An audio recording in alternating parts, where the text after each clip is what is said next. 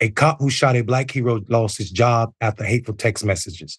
Mark McNamara, a San Jose police officer, has been exposed after sending a slew of racist text messages about a black hero he shot. That's right, he shot him. And now he has been reportedly resigned from the department. According to a November 3rd press release from San Jose Police Department, McNamara allegedly sent the text message to another department employee who is currently on administrative leave amid an internal investigation. The exchange came after the March 27, 2022 shooting of a community college football player, Keon Green, who is still recovering from his injuries. Details of the shooting. Green was inside La Victoria Taqueria with his friends when a random man walked into the restaurant and threatened the group. The man left the establishment, returned with two other people, and one pulled out a gun, sparking a physical altercation. Green's attorney argued that he was acting in self-defense. He wrestled a gun away from the guy, according to his attorney, who was Adante Pointer, and he told this to the local news, and we got it covered from Atlanta Black Star. So what you see here is a young man who sprang into action to defend himself and others, and was backing away, creating space between him and the gunman who was trying to talk or take the gun back from him, trying to de-escalate the situation. As he was exiting the restaurant with the gun, he was shot multiple times by police. They believed he was linked to a homicide that happened nearby. Green was arrested and transported to a local hospital. When police realized he was not the suspect, they arrested and charged another man. Green filed a lawsuit against the city and the department last year. McNamara was identified as the officer who shot the student athlete.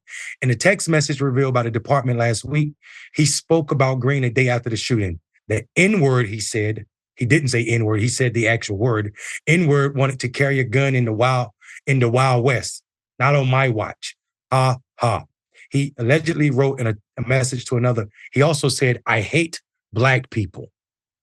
Pointer, of course, is the lawyer for Green. Pointer called the dialogue disgusting and vile. According to KGO TV, they are calling for criminal charges to be filed against him and wanted to stop him from being rehired. At one point, McNamara seemingly texted that Green's attorney should be bowing to me and bringing him gifts. Otherwise, he would have lived a life of poverty and crime. Jesus Christ, this is ugly and nasty, but it is the state we find ourselves in. Chief Anthony Mata condemned the messages, adding that his department has no room for racial bias. They found the messages while conducting an unrelated investigation. Green, who spoke for the first time Sunday about the incident, sat by his attorney at a news conference and said, in their opinion, the former officer should face attempted murder and hate crimes. Let me stop right here. The fact that this person is telling the district attorney that someone who shot him multiple times should face attempted murder charges and hate crimes is a no-brainer. Unfortunately, in this country, we know so often that black men get shot by police officers more than anybody else. This is not an opinion, this is a fact. Black men are shot by more than anybody else, whether they're armed or unarmed. And then to couple that with the fact that we have the text messages of how this officer feels about not just Green, but all black people, and also thinking that him shooting this young man, this hero who protected himself and others from an armed assailant, should be bowing to him is absolutely disgusting for sure, but it's also par for the course. We can't say that this is a bad apple. We can't say that this is a mistake. We have to address the fact that this continues to happen in our country, in these United States, so often, Sharon, that we are forced to say that this is the status quo. Yeah, America, look at your life. And it's so important that we continue to talk about it, no matter the fatigue of everyone else. If anybody should be fatigued, it should be Black people in America. But I have to tell you, Mayor, I'll address the easy part first. Chief, you do have room for bias and hate in your department, okay? Because the former officer who was allowed to resign wasn't texting himself, Mayor, okay? And I'm sure when you talk like that, it's not a one-off, okay? You didn't take, I don't know, remember people were taking Ambien and getting in the car and they couldn't remember where they were going? It's not a case of that.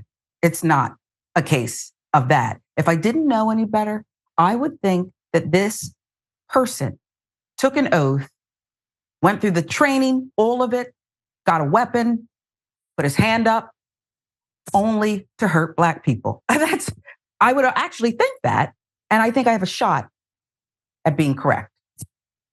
I mean, and it's not far-fetched when you see how he feels. And we also know the history of policing in this company. I mean, this country, actually, it's the only job in this country where you can kill Black men. And because of qualified immunity, most of the time we know that you're not going to be charged with anything, right? It is so commonplace that this does not happen. Let me get some more into what Green had to say.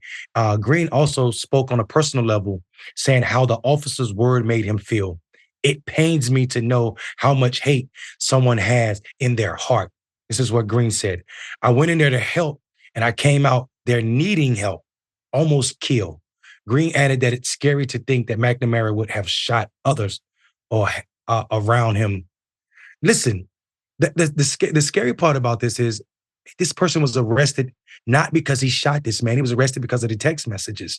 And the sad part about it is they found his text messages because of another investigation. And like you said, Sharon, this is not small. You don't just out of the blue start texting your coworkers that you hate Black people and using the N-word. You don't just text coworkers out of the blue these things. This is a commonplace, and that chief can say what needs to be said at this moment. But this is absolutely, I guarantee, not the only officer that believes and behave in this manner. And I bet you, if you dig deeper, this is not the first time that this been brought to this chief's attention that this officer is what they call a bad apple. Sharon? Yeah, that part, Mayor, and I was going to go there with the chief again because I don't see a leader here. And maybe it's just because I'm jaded. I've been a reporter too long, but my reporter spidey sense tells me that these text messages that were found were not just turned over because people have integrity. They were likely turned over because other people saw them that weren't going to keep quiet. Other people knew about them, and it was going to come out anyway. Again, maybe I'm just cynical. A reporter here, but I just want to know a time when Black men, Black children are going to get the benefit of the doubt. As I look back at you, the mayor of Enfield, North Carolina, I got to tell you, I worry about you. I really worry about you. That could be you. It could be me. It could be any of our loved ones. For what? I'm glad you called him a hero. For what? Indeed, and that is a wonderful fact to point out to people. Black men continually are brutalized by the system, and in this case, police.